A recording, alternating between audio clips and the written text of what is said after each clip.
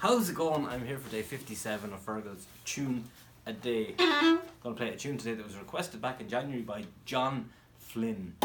It's a tune called The Banks of the Ilen.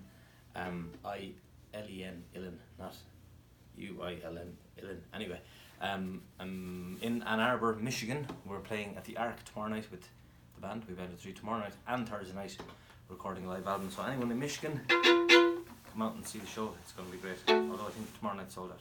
Anyway, here's The Banks of the Ilen.